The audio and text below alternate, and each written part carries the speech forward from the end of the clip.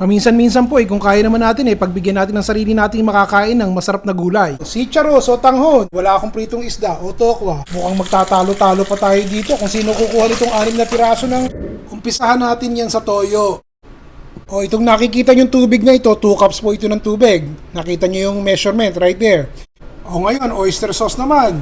Basta itong nakikita nyo, ito ay guide lang. Kung gusto nyo dagdagan ng toyo o ng oyster sauce, bahala kayo. Sesame oil naman. O, lagay natin yan. Konting paminta. 1 kutsarang asukal. Mamaya ko nalalagyan ng cornstarch. O, bago pa kayo magsimula, ito, 1 taling sotanghon. Ilagay nyo na sa mainit na tubig. 1 kilo po ito ng chicharo. Hugasan nyo na at tanggalin nyo na po yung magkabilang dulo. O, lagay po tayong mantika. Pangalawang gamit ko ng mantika. Malinis pa naman Initin natin yan. O, ilagay na natin yung ating sibuyas. Maraming sibuyas ang inilagay ko. Hiwa. Mahahaba. At saka maraming luya. Maninipis din ang halo ng luya. Lutuin po na natin yung sandali. Garlic. Dagdag nyo na ang inyong sili. Hindi po maanghang tong sili na nilagay ko. Kulay orange. Wala akong red Pampakulay lang yan. Pagkatapos, ilalagay ko na tong sotanghon. 2 bungkus po ng sotanghon ang binabad ko. Pero isa lang ang pinakita ko sa inyo. Hindi ko alam kung gagamitin ko lahat at maliit lang itong pinaglulutuan ko. Pero lagay ko po pwede naman yung 2 bungkus. O halo lang. Malambot na yung inyong sotanghon.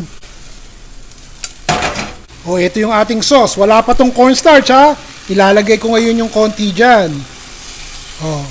Parang 1 cup o kalahati nung ginawa natin. Bahagya po natin pakuluin. Ang gagawin ko, ilalagay ko na po yung ating chicharo. Wala yang hipon, walang baboy, walang kahit na ano. Simplihan lang. Mahal na chicharo, no? Dadagdagan nyo pa ba ng halo yan? Takpan natin. Habang niluluto natin yung ating chicharo, lagyan ko ng 1 tablespoon ng cornstarch. Itong natirang sauce na ginawa natin kanina. Haluin natin yan. Pampalapot.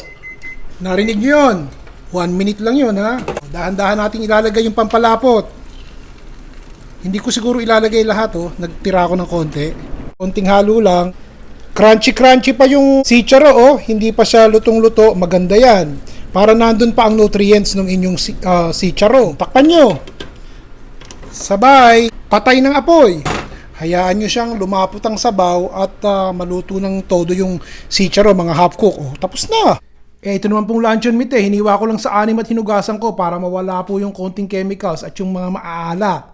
Pagkatapos konting mantika lang inilagay ko at pinirito ko po yung 6 na piraso. Isang baliktad nyo lang naman siguro mga 5 minuto tostado na ito. Tapos na yun. Nagustuhan nyo po ba? Ilagay niyo po yung comment niyo dito sa baba't binabasa ko. Naman sa mga kaibigan nating medyo hindi nagustuhan, hayaan niyo po, ulitin ko. At baka naman sa susunod magkaigat magustuhan niyo na. Si Ron Bilaro po.